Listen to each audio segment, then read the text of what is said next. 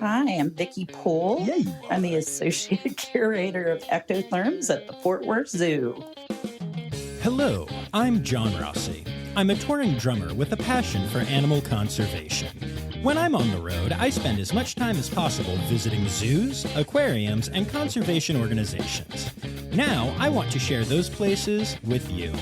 I'll be talking to keepers, vets, conservationists, anyone who can help me in my mission of connecting my people to animals through their people.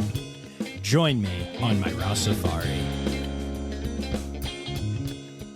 Hello. Welcome back to the Rossifari podcast. Now, y'all, I'm excited. We've got Vicky Poole back. I'm just gonna say it right from the start. If you have not been here for a long time, you won't know the name Vicky Poole, but Vicky was on in season 1 from the Fort Worth Zoo, and it was one of my absolute favorite interviews that I had done up to that point, and it has remained one of my favorite interviews. And so when I found out that I was heading back to Fort Worth to go play a couple weeks of a show down there, the first thing that I did before I did any of my other prep work for the podcast stuff, actually, before I even officially signed my contract for the actual gig, was I reached out to the team at the Fort Worth Zoo and saw if Vicky might be available to chat again. And then we actually snagged someone else, a new guest that you'll be hearing from next week. But I just had to have Vicky on again. And there are a couple reasons for that. The first one is that Vicky is awesome. You're going to hear that in a minute. And those of you who heard the first interview are already nodding your head. But beyond that, we had just recently done a Zoo News episode that had a story about some gharial births at the Fort Worth Zoo and why they are so important and so fascinating and such a huge milestone for the species. And it just so happens that Vicky is one of the people heavily involved in that program. And so this has become one of those episodes that I just adore. We do the entire interview talking about the gharial breeding program at the Fort Worth Zoo. And I know some of you might be like, oh, that sounds like a bit much for me, John, but it's not, because it's all interesting. It's all fascinating. And this is the kind of stuff where I'm just so amazed at all of the little detail and thought and experimentation and science and art and understanding. And it's almost like magic, except it's obviously not magic. It's just really impressive science and a really amazing understanding of, the animal that a person might be taking care of. So this is a real in-depth episode, and I cannot wait to share it with you. But before I do, quick reminder to hit subscribe so you don't miss any of my Tuesday interview episodes or any of my Friday Zoo News episodes. And make sure you're following along at Rossifari on the socials and at Rossifari Pod on the TikTok machine. So with all of that said, come along with me to Fort Worth and let's learn about gharial reproduction, y'all, with Vicky Poole.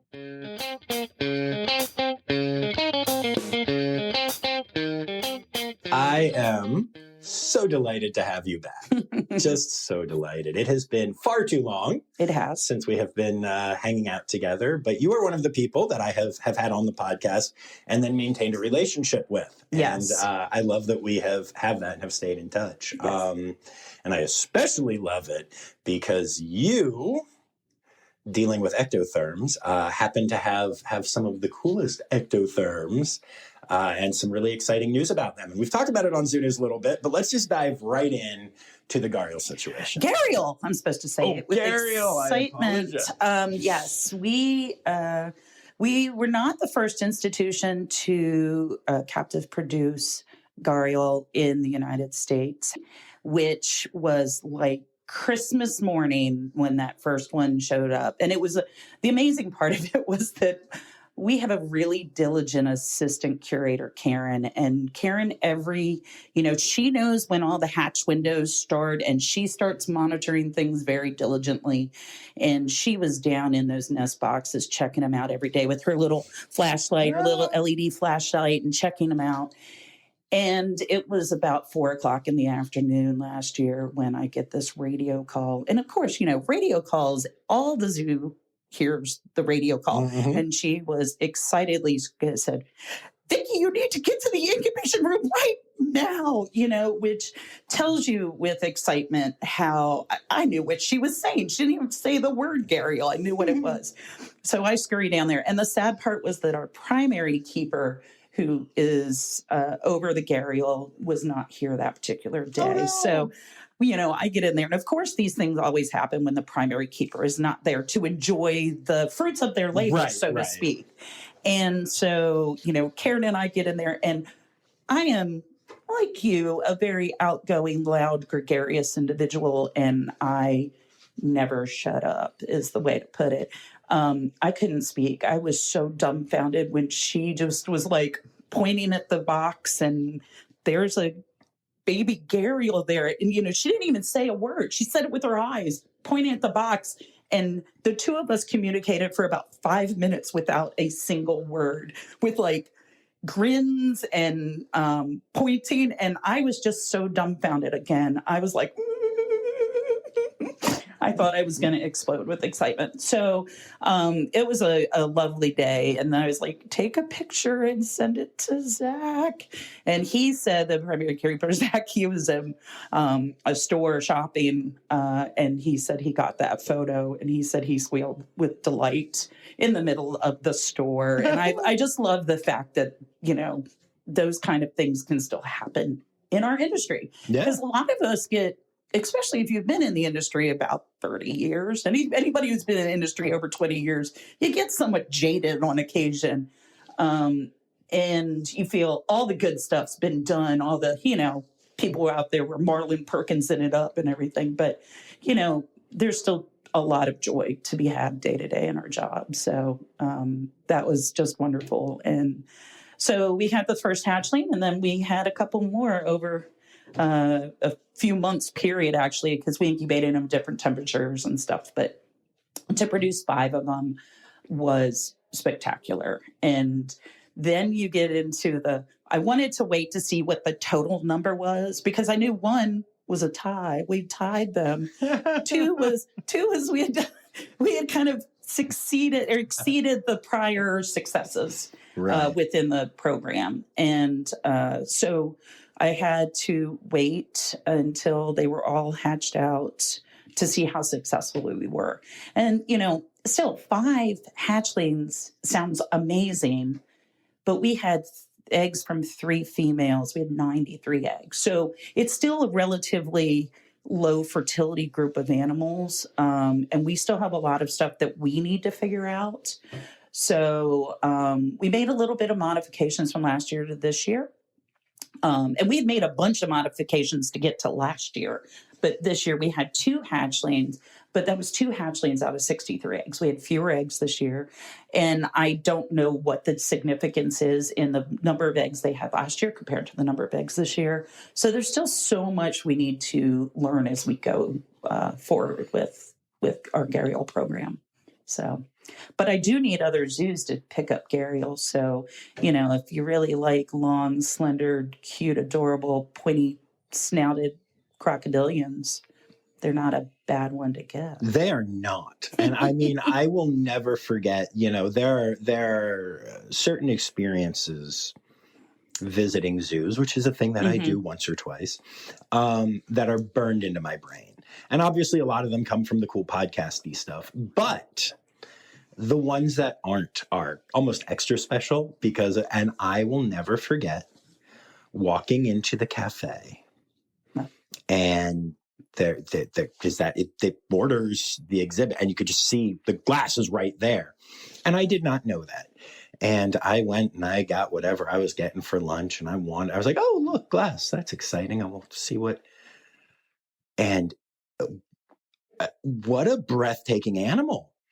And the first photo that I ever took of a gharial then is still one of my favorites I've ever taken. And I was here the other day taking more and trying to recapture it. And I just, they are, I mean, how does every zoo not have these? I think because nobody had really been producing them. I mean, that's fair. To spread them wider. Yeah, that's fair. That's fair. There's That only 9 zoos in the country currently holding them. I think actually one of the zoos is phasing out of it. It's no longer an SSP because it didn't meet the 15 institution threshold. So we're trying. I'm hoping that a few other institutions, and I have talked to a few people, they are looking to possibly add animals in the future. But, you know, you saw that exhibit. It's a 90,000 gallon exhibit, big nesting beach, which is part of the reason I think we've been successful is that dedication to investing in building a large display like that that the animals need and continuing to modify it. Like that as it was built, it was a pool and a beach, but then the animals started nesting small nests early, like 10 eggs per the females we had. And the exhibit's large enough to have a harem. So it's a male and a group of females. So we have a male and 3 females. And that's probably max adult space for that enclosure. And so anyway, so it had this beach. The beach is fine. They're using the beach, but we were not getting fertility. So then the curator at the time, Diane, she said, let's modify the beach and add in the radiant heat coils underneath it so that when the animals do nest, that the spot where they have been nesting will be warmer and maybe more successful. So that was one of the modifications. And then additional modifications over time involved things like regrading and adding additional fresh sand. Because so in India and Nepal, and the part of the reason that gharials are critically endangered is because of things like sand mining, which is where humans go in and extract the sand. They need these. So the rivers that these animals, and these are riverine specialist species, they're fish eaters. They don't do well on land. They're barely on land. They don't do that high walking behavior like other crocodilians. Okay. They slide on their belly. They're just not adept. So the only time they really go up on land is to just bask right at the water's edge, and then to go up to nest. So when that area has monsoons that come through and snow melt from the Nepalese mountains come through there and modify those river systems. So when humans then go through and start modifying them further by extracting the sand, that beautiful fluffy sand along the edge, and take the rivers back to the hard vegetative area where the floods don't impact, or that really reduces the opportunities for the animals to nest. And these extractions are happening on large scale. Why? For construction. Oh, okay. So they're going in, and these mining efforts can be large equipment brought in and just hauling it off in dump trucks, or it could be something as small as somebody carrying a bag out on their boat or on their shoulders just to carry it out there, or small packs on horses. So it's all kinds of things. Water extraction is another thing where they've put some sort of, or damming. These kind of water modifications also occur. Pollution, human impact at the water's edge. So you can think about neglected fishing gear, or people doing agriculture right to the water's edge. Sure. These are not conducive to natural gharial behavior. So all of these things are impacting them in the wild. And gharials used to be, up in the 10,000s back in the 40s. But by 1970, there were only 200 breedable adults in the wild.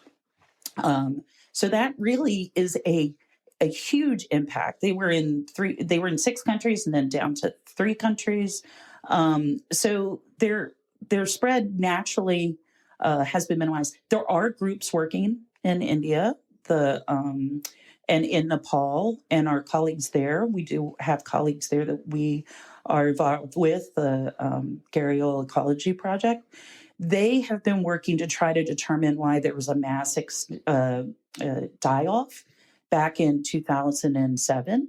And as it turned out, that was pollution came in. And it only impacted the subadult animals. It didn't impact adults. They had hundreds of juvenile subadult animals because the subadults don't leave the region, but the adults use broader regions of the river system. So they'll go hundreds of kilometers up and down the river, whereas those subadults that are residential, basically at that life stage, were heavily impacted by this toxin and caused gout and kidney failure.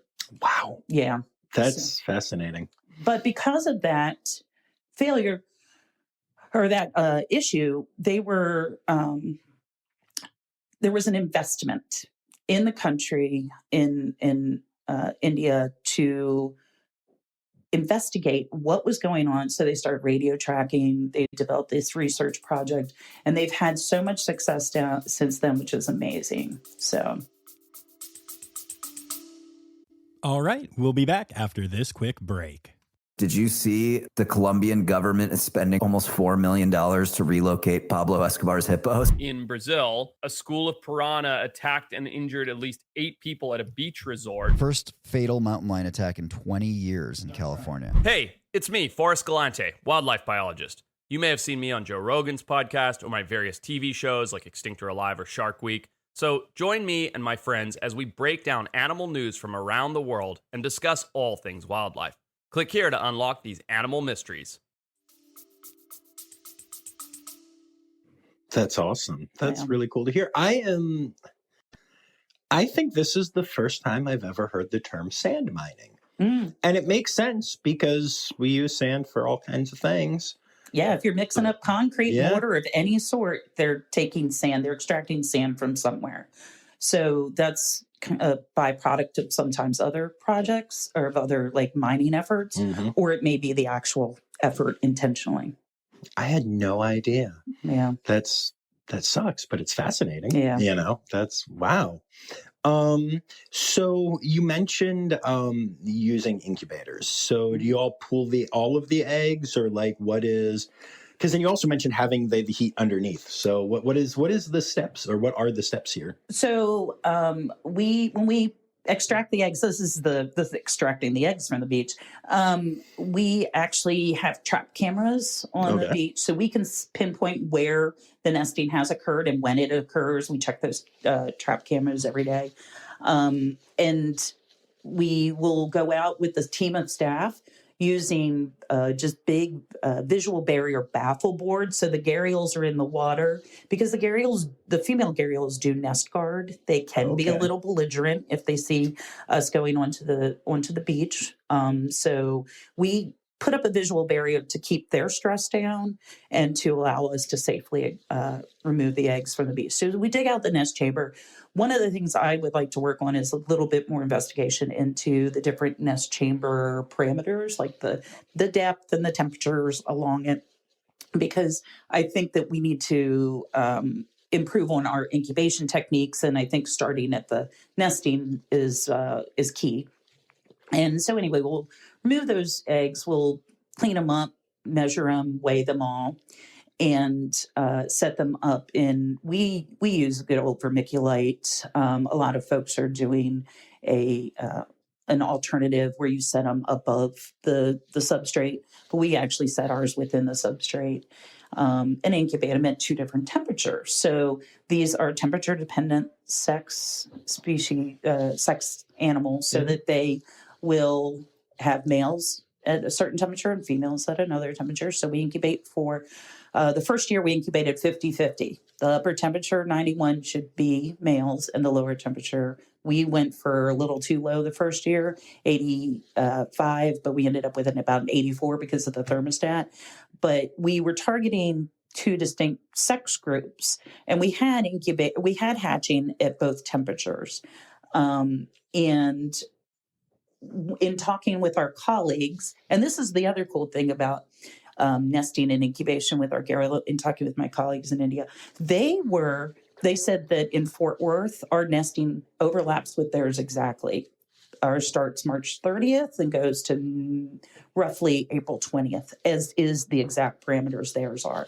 And so I want to mimic what their natural wild incubation techniques have been, or what they're documenting in the nesting chamber. And those animals go in and they nest when it's a lot cooler, but by those time those animals hatch, it's a lot warmer. So maybe it isn't the sexing doesn't occur because we've incubated them at one temperature for the full time. I believe now we're going to try altering and see if that improves our output. With the fertility, I can't control that as much because I think that's a male gharial cue. I think we're not giving him the cue that maybe there's another male. He needs to maybe have a little bit of sense that his testosterone needs to go up and he needs to be more virile in terms of what his hormones tell the rest of his body to do. And maybe that would improve our fertility on that side. But the incubation side of it, we have control of that. Right. So, and then in time, we would eventually try. Right now, we're happy to have any gharial, and we can't sex them at this age. The males develop the gara, which is the big growth at the tip of their snout, usually in their advanced, like preteen years there. Okay. They do not develop, they do not have that at hatching. And so we can't really sex them. The only way would be right now to have animals that are deceased where you can go in and look at blood values and eventually, like the birds do, develop those markers. But we're not at that point yet. Okay. We don't have a plethora of animals to correlate the blood values to the sex itself. So, but anyway, so incubation goes on, and Karen, who is diligent, like I said, about our incubation, she's in there every week. We're monitoring the humidity within that nest or the incubation box, and she will weigh that whole box with the eggs and the vermiculite and everything. And every week she weighs it to make sure that if there's any water loss, she'll add it back in so that we can maintain our humidity with the eggs. That's amazing. So that they're stable. Because what would happen in the wild is that those nest chambers would have their constant impact and they'd be dried out by the sun, but then dew or rain or whatever would constantly keep them a certain level of moisture. And then we will go through and she'll candle those eggs. And once Karen starts tracking a embryo, it's super exciting. She'll eventually get some little videos of little wiggly embryos in egg. But then over time, and we've had hatching as quick as 60 days. And then the upper threshold is 94 days naturally. Once we start having her tracking an embryo, you'll get to a point where it's so full of an embryo you can't actually candle it anymore. We borrowed an egg buddy from one of the bird folks. Do you know what an egg buddy is? No. It's this cool device that bird people have that you can set an egg on, and it's got little probes, and it's basically a Doppler. They can hear a little heartbeat. So we borrowed one from our bird's apartment, and we had this egg. So I have a little video of our crocodilian egg, showing up with its Doppler on the egg buddy. That's so cool. Yeah. So, but at a certain point, Avery, you can yell at her. It's Where was this video? Oh, I'll show you. I'll show you. I'll show you. Share it. Doppler. Well, the thing is we probably wouldn't use it again because it's intended for a smaller egg and it has 3 contact points, and Karen doesn't want to mess with the eggs. Sure. But that first year, again, we were winging it. We were like, What are we doing here? Let's make sure we have viable eggs. And can we use this device? So we had our first 2 that hatched out, or first 3 hatched out at the 91 Fahrenheit temperature group at the 60 to 67 days. But then we had this whole other group at the 84 Fahrenheit incubation that was still like going and going and going, going and going and going. And like the difference between 60 days to 94 days is months, and you're losing your mind in that time. Like, oh my gosh, we still have some embryos. They're still there, but we can't see. The egg is now dark. Can't see through it. So that's why we tried the Doppler thing. And then it got to, we're day 93 out of 94 days when they're supposed to hatch. And we had 4 eggs we were waiting for. And I asked our veterinarians, I said, hey, can we borrow the real Doppler you guys use in the veterinary practices for these eggs to just confirm whether or not they were at all still alive, because it's possible that an embryo will die in egg. So they came up and they put the Doppler on the egg and they got no heartbeat, which is kind of sad, but we've already got 3 other babies. We're happy at that point. We weren't going to be greedy. But so we had these 4 eggs, and I'm like, well, then we might as well cut these eggs open. If they're not giving us any signs of life, or at the end of the threshold of them hatching on their own, let's go for it, because I don't want them to be in there alive and then drown in the egg either. So, or suffocate in the egg. So I start cutting the first egg open and find a little deceased embryo that had obviously died a few months or a few weeks prior. Egg number 2 that I cut open, the same thing. Egg number 3 I cut open and there's fresh blood. And I'm like, oh. And I'm like, oh my gosh, this thing is still alive, but it has a huge yolk. It had not absorbed its yolk properly because it was incubated probably way too cool, is what we've learned from that first year.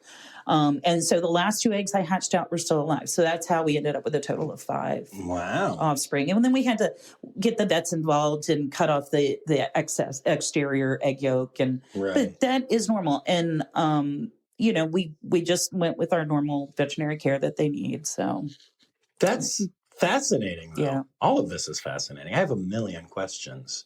Go for one. Okay, so first of all, just to throw it back to something that you had mentioned really quickly, as far as the male and getting him to be a little bit more, needing to be more... Virile. Yes, virile, yes. Is that the kind of thing that you can do by, like, getting scent of a male from St. Augustine or something like that? Or do you need to get an animal? Or yes, I'm glad that is exactly where I was leaning towards before we had the first round of fertility. I literally had just had that conversation with them.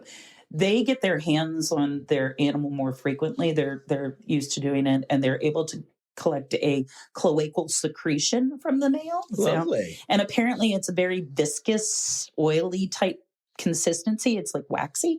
So we thought we could put it on the surface of the water. Maybe the male would get the clue, like, hey, there's another guy in my neighborhood. I need to step up my game, so to speak.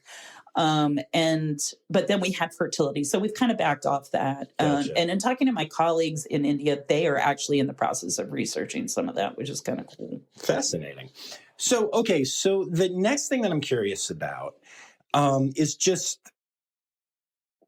why? Like, what? I mean, I love Gary. I know, great question, right? Why? Why? Go It's ahead. pretty broad. No, I know, but I'm serious. So why, why is it that this species is so important to you, to the Fort Worth Zoo, whatever, and that I mean, this is a lot. Like, you just spent 23 minutes so far. We're not done yet, right? Thanks, Vicky. Just talking about all of the details that go into this kind of thing. And this is actually, as I've gotten more into the podcast and as, I've learned more about not just surface stuff, this is one of my favorite things. I love when I can spend an episode on one topic because that's a lot of time, but it shows, how much goes into all of this stuff. Like, everything that you just said is fascinating and deep.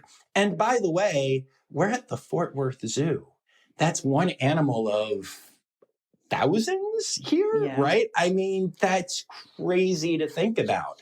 So why is this your passion project, or why does this matter to you so much? What got you here? Well, obviously it's one of many of our passion projects. Fair.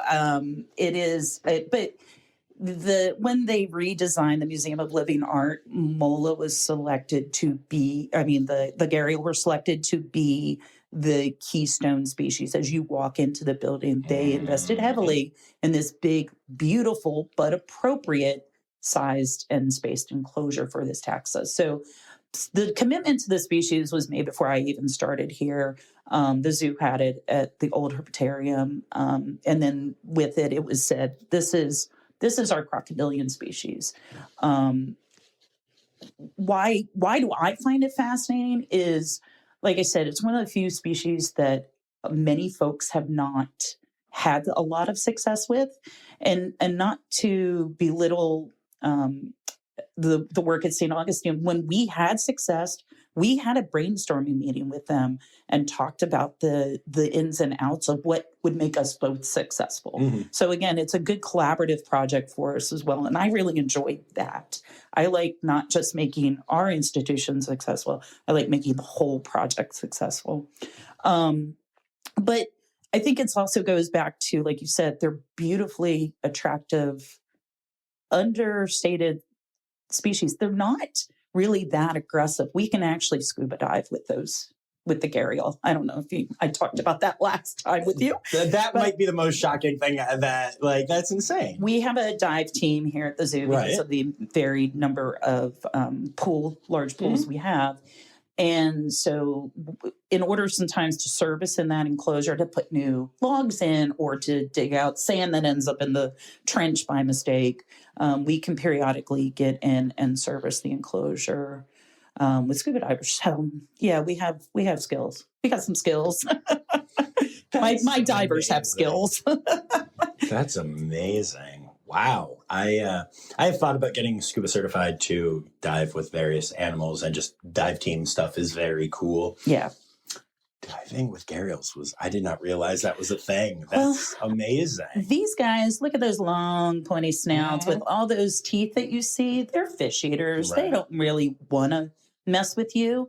The times that are of concern that we don't go in is when the male is in breeding season in the wintertime, but it's also kind of too cold for us to go in. We don't usually plan our servicing at that time unless it was an emergency. And so, the rest of the time, they're just more curious and they'll come up and what are you doing? And we can redirect them away with some poles and they just keep moving forward.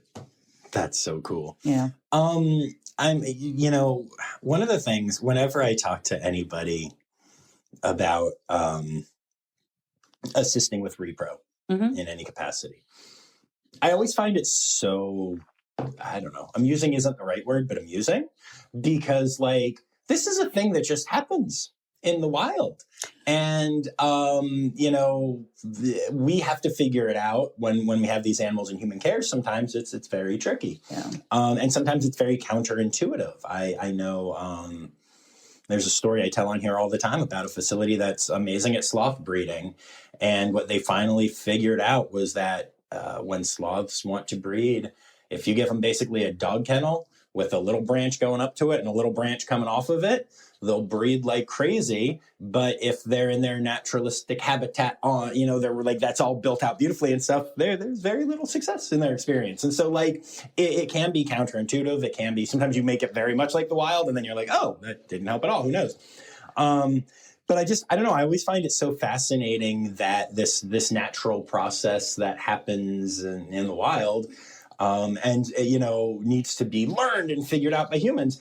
And I'm curious, do we know, what is their success rate in the wild and how does what we're doing compare? My gosh, yeah. So one of the first questions I asked him, I said, what is the fertility rate? Are you digging up nests? Because they've been tracking nests as well, our colleagues that we've been speaking with. And they're like, it's 100% hatch rate. They do have predatory issues too, like sea turtles do with raccoons and birds and whatever. But they have dogs and other things that will dig up nest. But 100%. He said it's virtually 100%. It's 99.5. That's hatch rate. Astonishing. Yeah. Wow. And they've been tracking these since 2010, 2010. So they've got a long session of data to go back to. And, they're really confident because, again, they've also got a facility that they're taking some and trying head starting and releasing as well. So they're doing what we're doing. It's new to us and they've got more skills and they're right there. So they're a great resource again for us as well to make, again, the whole project more successful. But your question or your comment about, things that animals do in the wild, the birds and the bees of it is sometimes not what the we have to learn it. Humans have to learn what they need and provide what they need. And in this case, it can even be something like we adjust the water temperature throughout the year to mimic that snow melt that's coming off of through those river systems. They get a flash of cold water that comes through seasonally. So we have to provide that. And again, it was one keeper years ago who says, why are we dropping the pool cooler than we've got heaters and chillers on the system, boiler and a chiller. And in the wintertime, the boiler's on. In the summertime, the chiller's on, because we are trying to provide certain temperatures that are within their safety thresholds. But then you didn't realize that their safety threshold seasonally naturally goes down a lot lower. So let's drop it lower than what we think is our comfort zone. Their comfort zone needs to be lower. Right. At least for a little bit. It doesn't have to be the whole season at 65 degrees. It has to be a brief period of time. So a couple weeks. That's just fascinating. What's even more fascinating is we are in Texas. So I could have the chiller on, and the chiller, though it's set to a lovely, comfortable 78 degrees, it's still 105, 110, 100, 123 once in my car. It is extremely hot here, but it also gets extremely hot in India. And those animals are adapted to that. And they can handle when their water temperature pops up a little bit higher, towards 90, and it's only temporary. Right. It will go down seasonally. The winter, I don't know if you remember the big ice storm Texas enjoyed back in 2021. Yeah, I do. Yes. That was an experience for us, because we set that pool to the low point of 66, and we knew it was going to be even cooler. So we bumped our boiler up a little bit more, just a scooch more, so that we could keep the fish and the gharial and the turtles in comfortable temperatures. And it still got down to 62 degrees for over 24 hours. But the next year we actually had our first round of fertility. Unfortunately, we had a dead and egg embryo that first year. But I'm like, oh my gosh, did that have something to do with this? Were we not going cold enough? Right. So all those little clues, when you go back and you look at every year compared to one another, it's part of the nuance of what we have to do those manipulations to provide what we think is birds and bees for the animals. So you've got a 2-month breeding period. Roughly, yeah. They'll start December through early February. So yeah. Okay. And you've got a 2 to 3 month incubation period. Yeah. So they'll start, there's a couple weeks of the girls developing their eggs, and then we have 2 to 3 months of it, or yeah. And that's hopefully 2 months now. Yeah. But yeah. And that's it. And that's you've got that one shot that year. Is that how that works? And then you learn and try again next year? Yeah. The downtime. So we are still hatching out eggs and determining what we're going to try to modify the next year. So this year we have we have a radiant heater on the beach as well. That underwater or under sand heater is great for the nest, but for the comfort of the females during their nesting season. And those girls will go out when it's 43 degrees Fahrenheit out. They'll go and get under these radiant heaters, and they probably need that as well. So the girls become competitive for the limited nesting spots that they both like, and they can become somewhat belligerent with each other. They're kind of hags like that. And so they will, this year we're going to attempt to add a second separate nesting or basking site for them, so that hopefully they'll maybe spread out a little bit in their nesting. And we also have a third female, Wally. She's older, but she's smaller than the other two big girls. And they tend to run her off the beach. If she doesn't go and nest first, she will not nest properly and just dump her eggs randomly. And they will dump eggs into all the way through, mostly through July, but we've had an egg dumped in October before. So those girls, if they don't get a chance to, you're risking them having egg yolk coelomitis, right? Busting their eggs internally and then becoming septic. So with crocodilians, this is always a risk. It's better out than in. That's how I feel about eggs. That makes sense. So we are going to add the second nesting site and hopefully do that. And then we're going to look at a lot of our incubation methods to see that. So again, every year we're trying to not tweak too much. We're trying to tweak just one thing so we can empirically assign the impact of that. And we may do multiple years of the same impact if we think it's what we're doing to test it. So science, baby. Science, yeah. Yeah, no, it's, I mean, that was, that was going to actually be my next question, was just like, it seems like there are so many variables. How do you control for that? And so you just, each year you kind of pick one. Have you ever had the experience, or have you ever had the thought of like, oh, now that I think about it, like, maybe the lower water temperature would help, and also a deeper amount of the substrate in the incubator might help for whatever reason, you know what I mean? Correct. And if you really have those two thoughts, would you do both in the same year, or do you really want it to be like? Well, so one of them is the nesting size of it. So I'm like, am I having successful nesting? Are the girls producing eggs to there? Is the male fertilizing up to nesting? Once we do our artificial incubation, then it's the techniques of that can usually be the egg's either fertile or not fertile. You can kind of assess that. Gotcha. So then as long as it's tangible things, I can differentiate.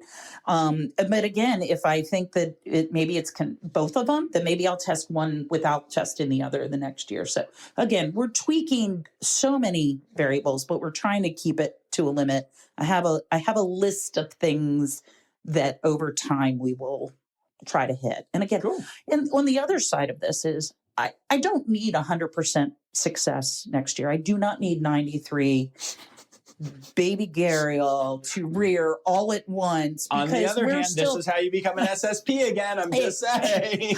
But it's not, because that's us holding 93 baby gharial, not I know. the other 6 institutions I need to step up. So, but we need to ramp it up. We could ramp up to a reintroduction program, but we need to figure out the things slowly. So, I wouldn't frown upon having 100% success, but we're also starting to hit the age where these girls, unfortunately, are probably a little bit of senescence. So they're not getting younger, ironically.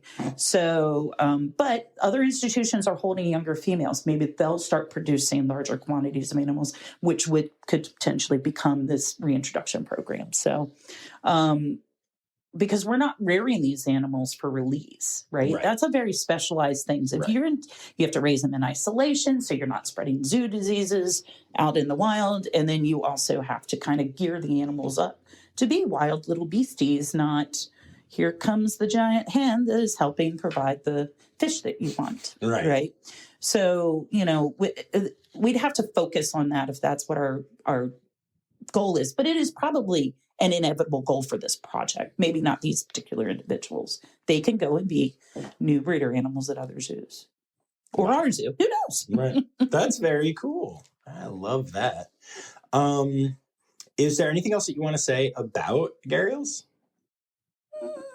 If you're near one of the few zoos that is having them, I do recommend people go and admire how beautiful they are. They, when they're out on the beach, sometimes they look like little sausages with, legs, because their body's displaced by being on land. But when they're in the water and they just, a 15-foot animal swims by you with an underwater viewing window, it is pretty impressive. Yeah. And unlike some other crocodilians, they're not looking at you like they want to eat you. They're looking at you, they're just very curious in my mind, a lot more than the, is that little kid in a stroller over there a potential snack? You know, you never know what the saltwater croc thinks. That is fair. He is an animal I would not trust to scuba dive with. How big are the babies when they first hatch and stuff? Oh, they're about 11 inches, 10 to 11 inches. They're not so big. They do. That's crazy. They do in time. And it's funny because one of the things when I was talking to St. Augustine about was they thankfully shared their growth rates for their individual. Her name is Makara. Was Makara. And so we had her data set. So we could compare her growth rates to our individual animals. Makara was incubated the same growth rate or same temperature as our first group, the 91 Fahrenheit animals. And it turned out she's a female. She's not a male, like we all had anticipated these first hatchings would be. But she, at one point when she reached a size where her snout was incredibly long, like an awkward teenage growth spurt where the snout's really long. And then so I laid it out on a graph and I looked at it compared to our first hatchling. And ours is proportionate. I'm like, oh, now I can see where that growth spurt was. But then it leveled off and she matched up with ours again once again. So it's pretty cool that animals are, and the smaller animals, the animals that were incubated cooler, they're growing very slow trajectory in a different rate. So maybe they are sex difference. Maybe they are some, I don't know. I'm not quite sure yet. Because again, we cannot sex those juveniles we have. Right. At this point. Right. Wow. That's just so much. That's so cool, though. You want to hear another fun fact? Sure, hit me. Why not? So one of the other things we look at is the egg size. Okay. So and the number of eggs. So when they were first, all of them start by laying a few eggs, like 10 eggs. And then over time, they've laid up to the more normal, clutches of 30 to 40 to 45 eggs. That's egg clutch size, right? So we're looking at the measurements of those eggs, not just the number, but the measurements. And over time, as they're producing more eggs, the eggs are both shorter in length, and they weigh less, but in diameter, they're bigger. They're just proportionately bigger. It's the one weird thing where they do produce bigger eggs width-wise. And it's funny because I was talking to my colleague in India, and he was like, yep, that's expected. That's what all the crocodilian eggs do. So I just was not expecting, I had never really thought about egg size and changes in egg size. And I would have assumed that eggs just got bigger as the animals got bigger, could produce bigger eggs. But no, it's just the length and the width go down, but the diameter gets bigger. That's so strange. Yeah. Weird stuff. Cool, this is the nuanced, weird details that you're into, right? Yeah, no, totally. Very much so. Yeah. And the fact that, like you mentioned, how many other animals are you, taking care of, in charge of, looking at stuff? This is just one species. It is. It's also it's my first crocodilian I've ever been involved with, the captive rearing of, and I am, or captive hatching of, and I'm just, fascinated by all of those things that make you get to that point. But I have another list of other taxa that I have yet to be part of their breeding success. And so, maybe we'll have another talk about one of those species in the future. Sounds good to me. Are there any conservation organizations you'd like to give a shout out to? Oh, it's the Gharial Ecology Project. The colleagues that we work with in India, they are, I want to double check that I have their name correct. Y'all hear that? She's checking notes. She came with notes. I'm a notice type. I love person. pointing out when people show up with notes. Yeah, it's the Gharial Ecology Project. Okay. And you can look into some of their research. Those are the folks who are out there actually radio tracking and sussing out our wild parameters that we're going by, which is great. They work on the Shambhala River. Nice. Yeah. Very cool. And then it is time. It's time now, don't you know? We've come to the end of the show. But there's one tale left to go. You're gonna laugh and say, oh no. It's time for the Rossifari poop story. I'm not as hands-on with the poop as often, but the grossest things we do is, it's the coolest. One of the coolest things we do here at Fort Worth Zoo is our saltwater crocodile, Salty.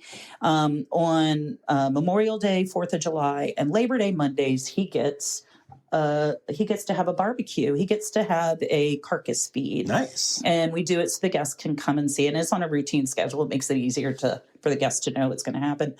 And he'll get like a 50-pound pig, side of a pig or goat or something. And then he loves to get it. We give it to him so he shakes his head and he's using his whole body as an enrichment factor for him to have good physical shape. But he doesn't necessarily eat it all. And so we put it into this beautiful enclosure that the keeper has gone to grand lengths to make look nice because all the guests are coming to see it. But then once the animal gets it and has shaken it off and there's a chunk of meat floating in the water until we can get that animal who has just gorged itself to lazily shift off display, which sometimes doesn't happen the first day or the second day or the third day, and that chunk of meat is just floating in there. That is about the great. Look at it. It's about one of the grossest things, just chunks of meat floating in the water. It really doesn't send the message we'd like to share with our guests, but I can't make a giant saltwater crocodile move because his belly's full.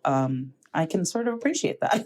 Yeah, and also, I mean, you eat a whole, birthday cake by yourself, Yeah, no, and you're laying on the couch. It's real. Like they don't move after they gorge. That's exactly what happened in the wild. Yeah, so, yeah.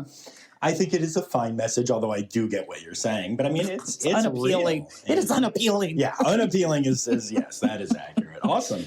Well, thank you for doing this. Oh, happy to see you. Yeah, so it's great to see somebody again. Yay. So. I'm so excited you're coming to the show too. I'm really excited. Yay! Yay! Me too.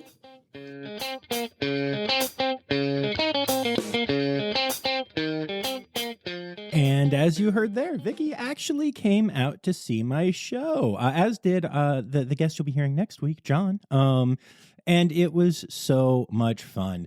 I gotta say, watching these people who are so amazingly wonderful and talented in their element always brings me a lot of joy.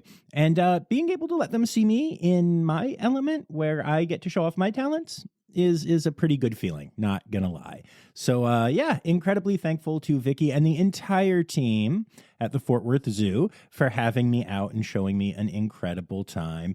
And I hope y'all enjoyed that one. It was so deep and I loved it so much. I could do a sequel right now and learn even more. I don't know. I just find this stuff so fascinating.